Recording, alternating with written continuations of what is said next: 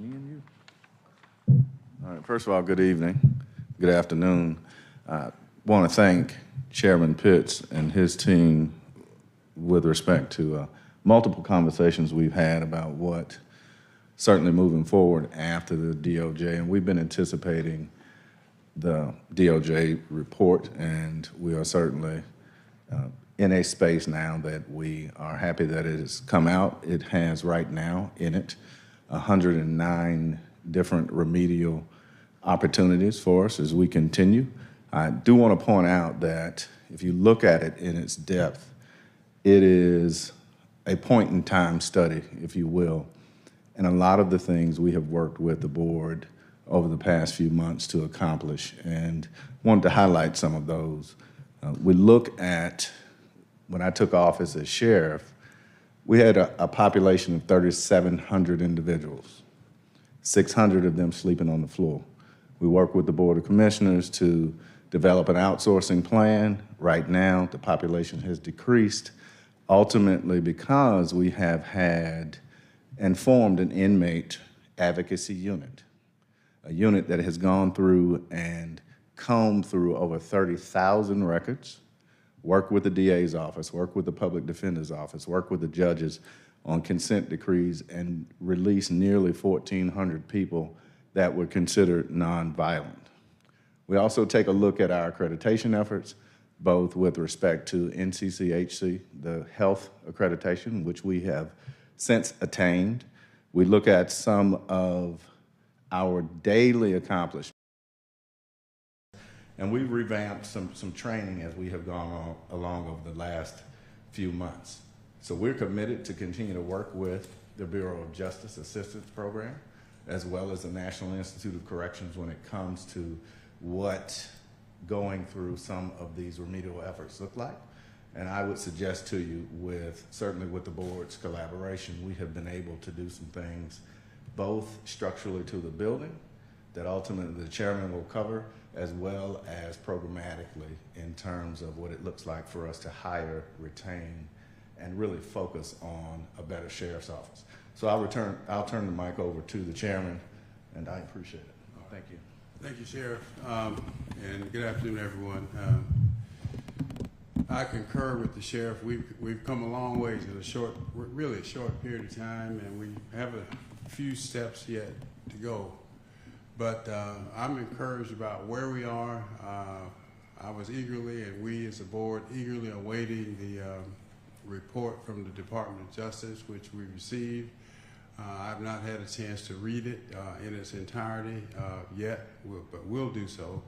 But what I understand, it's pretty comprehensive, but we've made a lot of changes and adjustments so far, although I will admit that we have things that we need to accomplish going forward, working with the sheriff. So I think today is a time of us looking forward and not backwards. How do we accomplish some of the things that have been that were pointed out in the study?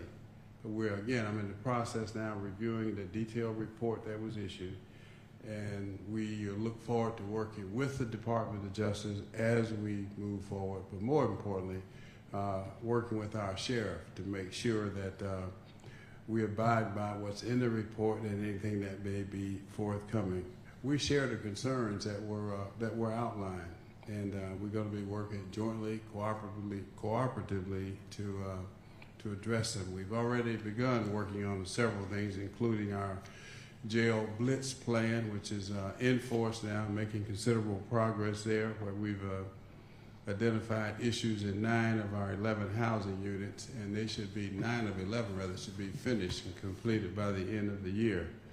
The board has also approved spending up to about $300 million to fully address the facility needs. In our meeting on Wednesday, as a matter of fact, the hope is to name a program or project manager for the team to assess all of the needs that they can identify. So I'm excited about where we are, and believe that we're headed in the right direction. I've said all along that we will have to comply with whatever the Justice Department recommends, and that's what we're in the process of doing now. So thank you all for being with us. Thank you, Mr. Chairman, Mr. Sheriff. We can take a few questions at this time. Hi there, Eric Perry with Fox 5. You guys seem positive and optimistic, but to be honest, the tone this morning was really damning from the Department of Justice. How serious is this, and were you guys already making plans and making changes before now, or because earlier this morning it seems like no changes have been made? Well, I view that a little differently. If you look at what was said this morning, the tone and tenor was, none of this is new. This is decade-old problems, some that predate certainly the chairman and I relationship. But ultimately, it also said, and it was also pointed out very, very poignantly, these are fixable opportunities. And so that's what our plan is as we get ready to move forward, is to be able to fix each one of these opportunities and move forward. Sheriff, the DOJ said that some of the violence stems from the fact that, or stems from a lack of an adequate classification system that results in really violent inmates being housed with more vulnerable inmates. Do you have any response to that, and is that something you're trying to address? So we are addressing that. I have said quite loudly that we will not be able to just simply throw staffing at this. We're going to have to embrace technology, and we're working with our IT department to do just that. There are classification systems that are a little more robust, and we are presenting those as we get ready to move toward the new budget cycle as well. I just interviewed Andrea Young with the ACLU, and she believes that a big thing that could help with this, I know y'all have talked about, there's just not enough space for all of the inmates, and a big issue she saw was the fact that a lot of people in there can't afford to bond out, and a lot of people in there might not necessarily be in there because of a concern of violence or a concern of being a danger to society. Do y'all feel that maybe there is a systematic change that needs to be in place for the people who do end up in the jail to begin with? So the filtering system of who is jailed in the Fulton County Jail versus, just everyone in jail and changing how the jail functions. Well, we don't have the luxury of predicting who is brought to the facility. You look at what some of the conversations had around misdemeanor versus felonies, et cetera. And so we have less than 200 felons there, and ultimately most of those are domestic violence related.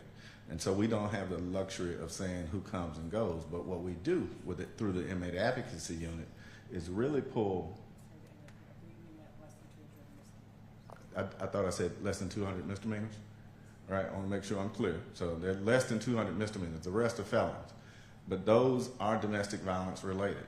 And so to that extent, we work with the DA's office, we work with the public defender's office to see whom we can really get out of jail if it is applicable. But going through, and I mentioned our inmate advocacy unit, there are times when we find somebody that has a bond that has dwindled down to less than $1,000, $500, $10, or whatever it may look like, and then we get them out of jail. But we can't just let them go. We try and connect them with their families. And that's why it's important to have such programs. And we've invited the ACLU and a number of different community-based organizations in to really help not only see that, but to see what they have to offer as well. Last question.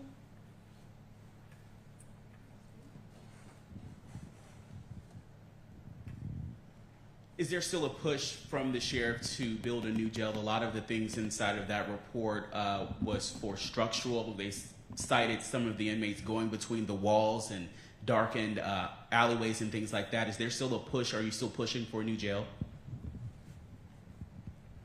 So it's a great question. And one thing that we have to recognize is that we are going to work with the facility we have. The Board of Commissioners has approved, as you heard Chairman say, up to $300 million in renovations. You have to understand that facility was built to warehouse people. And the first thing we have to do is change the culture of how we get people processed through courts, et cetera. Because can you imagine if we had 1,000 less people even than we had today? And so ultimately, we have to make sure we focus on adjudication. Specifically, we have to have a replacement facility at some point in the future. And that is at the will of the board and the appetite there. But ultimately, a $300 million renovation is a huge step forward. Thank you all very much.